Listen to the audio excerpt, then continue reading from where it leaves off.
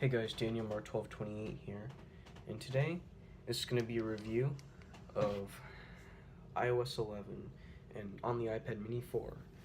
So the iPad Mini 4 review that I did, I believe back in May 2017, which is this year, that became the most popular video on my channel with 2.1 thousand views. So thank you guys for that. So what I'm going to do right now is do another video of my iPad Mini 4, but this time with iOS 11. So we're going to talk obviously more about software, less about hardware, because we've seen videos about the hardware. This is the only iPad Mini available from Apple, but more so this video is going to be more about iOS 11 because and my impressions on it, and then eventually relate it to the iPad Mini 4. So yeah, so let's get into it. So let me turn it on. As you can see, the iTunes Store and the App Store are released, and you notice that there's a dock right here. It's a pretty cool dock. As you can see right here, it's the 3 apps that I recently used: Facebook, Photos, and the camera, the recent apps I was on. I do like the new design. What I think is cool is you actually do get more wallpaper options, unlike I think iOS 9 and iOS 10. I think the multitasking features are pretty awesome. By the way, there are some stuff I don't like about it. Right now I'm kind of talking about the stuff I like about it, the features it has, you know, the new multitasking features, the dock. This also has a screen recorder, which is pretty awesome. And the new control center, which I think is pretty awesome. The file management system is more optimized, I think, and much easier to use. Although I don't think it's at the level of like a Mac or any desktop yet, it's still you know, quite optimized for iOS, and it works really well. So yeah, so I do like all those features. There's with the screen recording, I wanted to address this right now. You'll see, but I'll do an example. There was a bit of an issue with the audio, so I do want to address that, and maybe we'll see if anybody else is having an issue like that, because I do want to address this and see like what's going on, but you'll see what I mean once we get to that part. So what we're gonna let me check, 9:17 p.m. Sorry, I'm just checking time. I gotta go to bed really soon. What we're gonna talk about right now first is multitasking. So let's say there we go. So let's say I go to Photos right here, and isn't that pretty cool? I can, well, this part isn't really cool, but sorry. The cool part, see, I pulled the dock up right here, so I could get Safari, and it becomes this little tab right here. I can move around, and then if I want to do the split screen view, I pull this down at the tab at the top, and then there. That's how that works. As you can see, now I have the split screen view. Now I have the option to do a third. I can do a third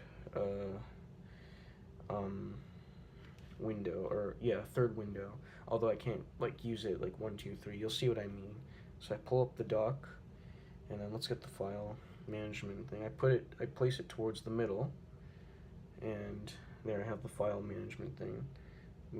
Move it, around. Sorry, I actually replaced Safari, as you can see, because I pressed the tab. Let's get Safari back up. There we go. Pull it up, drag it, and then it's kind of hard to use Safari because the writing. But see, I can move it around. So that's pretty cool. And look at that.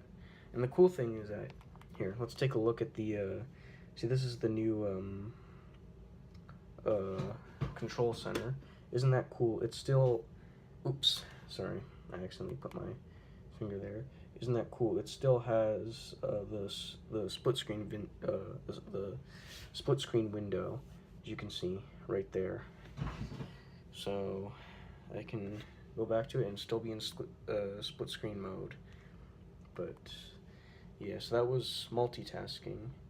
You can put many apps there. This has 2 gigabytes of RAM, so on the iPad Mini 4, so it wouldn't work that great. That was the multitasking feature. So I just thought it'd be cool to show that. In case you do get confused, obviously, cool thing is that this actually has like a 3D touch right here, as you can see. So let me turn night shift on. Night shift is on. That's how that works. I find this actually much easier, and I find iOS 11 to certainly be a little bit more optimized. So, yeah. And another cool feature that I think is pretty cool is you take a screenshot. This is a pencil I got from Best Buy. I took that screenshot, and as you can see, oop, it went away. Let's try this again. There we go. And it went down in that little window, and I can now color all over it. Yeah, I bought this at Best Buy, which is pretty cool, though. I'm going to delete this. I don't really need it. So, yeah. And, yeah, so, that's pretty much all for iOS 11. To me, it's certainly a big deal because it's much more tablet optimized, and I think much better designed. Though there's another feature that I definitely would want you to see. Here it is. That's right.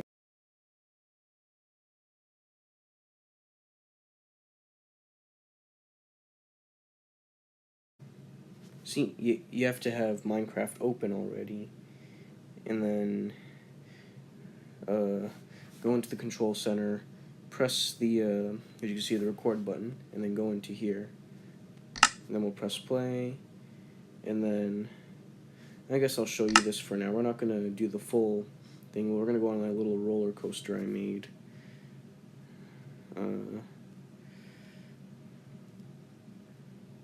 This is just a little sneak peek.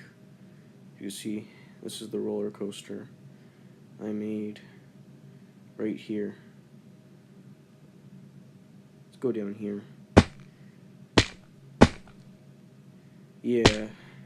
But yeah, this is a pretty cool, this is pretty cool, as you can see. But yeah. That's it for now. So that was the issue with the screen recording. Battery life can also sort of be an issue, but that doesn't really bug me. Other than that, I really do like this update. And I think, again, like I said this before, one thing that the iPad has had better than some of its competitors are better optimized apps. I think, and with this new, functionality added to iOS 11, I think it's really going to work out great. Definitely.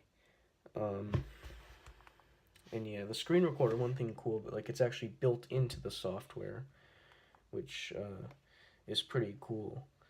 So it'd certainly be much more optimized that it's built in to the software. So yeah, other than that, not too much has changed. Like I said, you do get new wallpapers, which is pretty cool. I mean, there are major updates, but a lot of them are minor. But yeah, so as you can see, if we go to dynamic wallpapers, it's the same thing, but if we go to stills, we do get more. I'm going to explore. We also get the cool thing is that we just get a plain black one, which would be pretty cool. The moon right here, the earth, you get the idea. Of course, we have the iOS 10 and iOS 9 wallpaper, and now, of course, the iOS 11 wallpaper, which is the one that I'm sticking with. So, yeah, those multitasking features, and I find this actually to be more smooth, to be honest. Um, Usually, I was expecting this to be very buggy, but this is actually really, really smooth. So, yeah, I do think that this is worth the upgrade. So, that was pretty much my review on iOS 11. Now, when it comes to the iPad Mini 4, as this is the only 7.9, or really the only iPad Mini, and quite frankly, unfortunately, the last iPad Mini being made, um, I do want to talk about is this still worth. Oops, sorry. Good thing that didn't. Right. All right. Is this still worth it? Um, I would say yes, definitely. Not to replace your laptop, but if you're going to use this as an iPad with a bit of functionality aside from a computer, this is definitely a good choice. It has a dual-core A8 chip, along with an M8 Motion coprocessor. It's clocked at 1.5 gigahertz with only 2 gigabytes of RAM, but I think with iOS 11, it would still work great. So, yeah. So definitely, I would still recommend the iPad Mini 4, which unfortunately, again, I believe is Apple's last iPad Mini unless they decide to make another one, which I wouldn't be surprised if I see that in the future, but I do think it's worth it. iOS 11 on the iPhone is not the greatest, so, like, I mean, I'm not saying it's not the greatest, it's just really boring. So yeah, anyway, hope you enjoyed this video. That's it. See ya.